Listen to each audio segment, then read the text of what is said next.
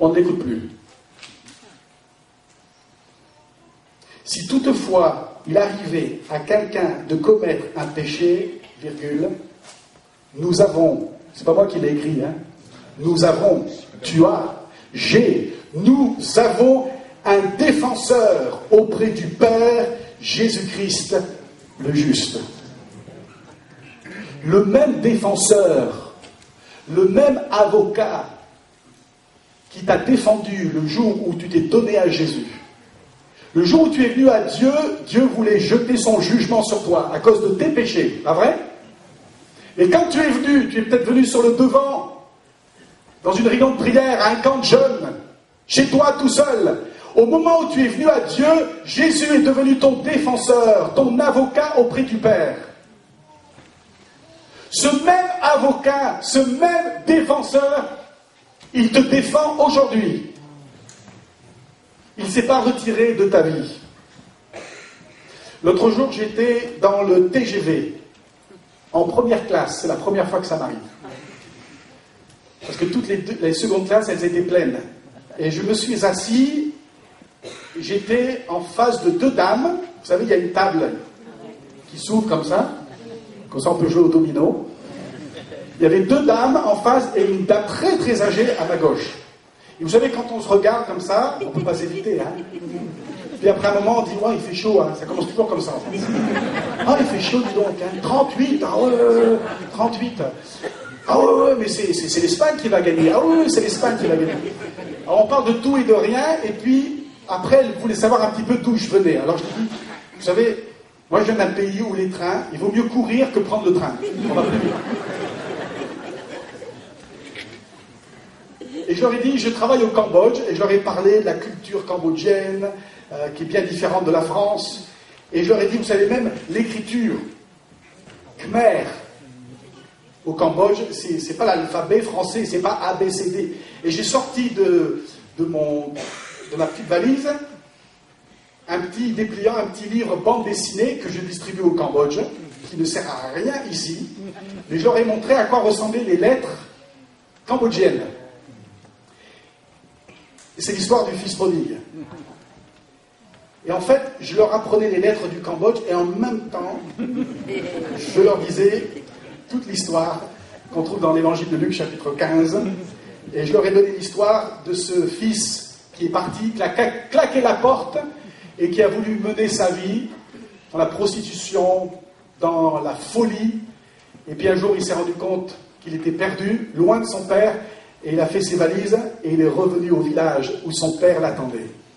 Son père, on le sait, c'est l'image de Dieu, pas vrai, hein, qui nous attend. Vous savez, c'est l'histoire, comme on le dit, c'est l'histoire du fils prodigue. Pas vrai? C'est pas l'histoire de l'esclave prodigue. D'accord? On est d'accord là-dessus? C'est l'histoire du fils prodigue. Ça veut dire qu'il était déjà fils. Déjà. Il appartenait déjà à la maison du Père. Il appartenait déjà à la maison de Dieu. Il n'était pas esclave, ce n'était pas un serviteur. Il y en avait plein de serviteurs dans la maison. Mais lui, comme vous, comme moi, il est fils. Et c'est en tant que fils qu'il a claqué la porte de la maison pour mener n'importe quelle vie. C'est en tant que fils qu'il a dit, j'en veux plus de Dieu, j'en veux plus de toi, de ta morale, de ta religion. Je vais vivre ma vie comme je le veux. C'est en tant que fils. Il était déjà fils, il n'est pas devenu fils quand il est revenu à son père. Vous savez, cette histoire, on la raconte tellement souvent dans nos réunions d'évangélisation. Je me souviens d'avoir entendu Billy Graham prêcher sur le fils prodigue à Percy en 1986. Je m'en souviens encore. Et des centaines se sont levées ce soir-là pour se donner à Jésus. J'aimerais dire aussi que cette histoire, elle est pour toi. Tu es fils, tu es fille. Et si tu as claqué la porte de Dieu, et pourtant tu es dans l'église, mais la porte de Dieu, tu l'as claquée, tu es toujours fils, tu es toujours fille. Et la porte de la maison de Dieu, qui est plus importante que la porte de l'église évangélique, la porte de la maison de Dieu, elle est ouverte. Amen. Elle est ouverte. Et tu peux revenir. Et voici ce que le fils, quand il est revenu vers son père, il a dit, mon père, j'ai péché contre Dieu et contre toi, je ne mérite plus d'être considéré comme ton fils. Ça, c'est le premier pas, j'ai péché. C'est plus facile pour les inconvertis de le faire que parfois les chrétiens. J'ai péché. Voilà. J'ai péché. Et si le père avait répondu ceci, imaginons que nous avons une autre version de la Bible, et que le père dise à ce fils qui revient, ah ben ça c'est sûr, alors là, t'es plus mon fils. Ah ça c'est clair. La vie que tu as menée, la honte que tu as apportée sur moi et sur tout le village, tu ne seras plus mon fils. À partir d'aujourd'hui, tu es mon esclave. Et va rejoindre les autres, et va travailler avec eux pour moi. Tu vas payer pour la vie mauvaise que tu as vécue. Il n'a même pas répondu comme ça. D'abord, le fils, il n'a même pas fini son speech. Il avait peut-être pris une petite feuille et un crayon au milieu des porcs. Il avait écrit son petit discours. Papa, j'ai péché contre Dieu et contre le ciel. Et puis il a fait tout son discours et son père l'a embrassé. Lisez avec moi, pour terminer. Luc chapitre 15, verset 22.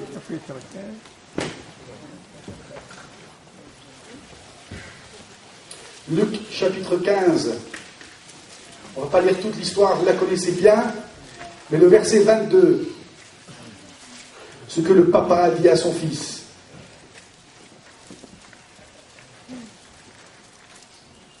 Chapitre 15, verset 22. Mais le père dit à son serviteur, à ses serviteurs, écoutez bien, allez vite, cherchez un habit, le meilleur que vous trouverez, et mettez-le lui. Passez-lui une bague au doigt et chaussez-le de sandales. Amenez le veau que nous avons engraissé et tuez-le. Et allons faire un grand festin et nous réjouir. Car voici, verset 24, mon fils était mort et il est revenu à la vie. Il était perdu et je l'ai retrouvé. Et regardez cette petite phrase après. Et ils commencèrent à festoyer dans la joie. Amen. Amen. Mais juste après ça, le frère aîné, qui ne sait que son fils, son frère, est revenu à la maison, et le frère aîné qui revient des champs, en sueur, fatigué, grosse journée sous le soleil, et il arrive près de la maison et il entend de la musique. Et ça danse, et ça chante, et ça sent bon, le michoui. Et il ne comprend rien. Alors il demande, en arrivant à la maison, il demande, mais qu'est-ce qui se passe? Il dit, mais tu sais pas, ton frère, qui est parti vivre une vie de débauche, il vient de rentrer à la maison. Et ton père, il est en train de faire la fête, allez, rentre. Ton frère qui était perdu est retrouvé. Il est avec nous. Viens, prends un morceau de michoui. Allez, on fait la fête. Il y a peut-être du champagne aussi, je ne sais pas. Vous savez ce qu'il a fait, le grand frère? Regardez au verset 29. Mais le grand frère répondit, cela fait tant et tant d'années que je suis à ton service, père. Jamais je n'ai désobéi à tes ordres. Et pas une seule fois tu ne m'as donné un chevreau pour festoyer avec mes amis. Mais quand celui-là, il appelle celui-là maintenant, mais quand celui-là revient, ton fils, entre guillemets, qui a mangé ta fortune avec des prostituées, pour lui, tu tues le veau gras. Je comprends rien, papa. Vous savez, malheureusement, dans l'église de Jésus-Christ, partout dans le monde, il y a des grands frères. Il y en a partout, de tous les âges. Des grands frères et des grandes sœurs. Des frères aînés, des sœurs aînées, qui ne comprennent pas que Dieu puisse pardonner quelqu'un comme lui, quelqu'un comme elle.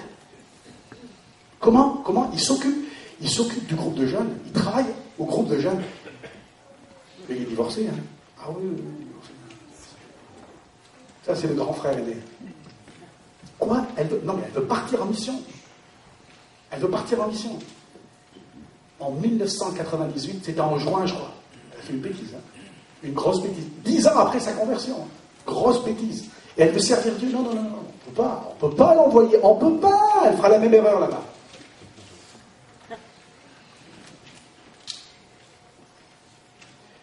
Les frères aînés sont les premiers à jeter la pierre. Il y en a partout dans l'Église. Les frères aînés, les sœurs aînées, qui sont les premiers à jeter la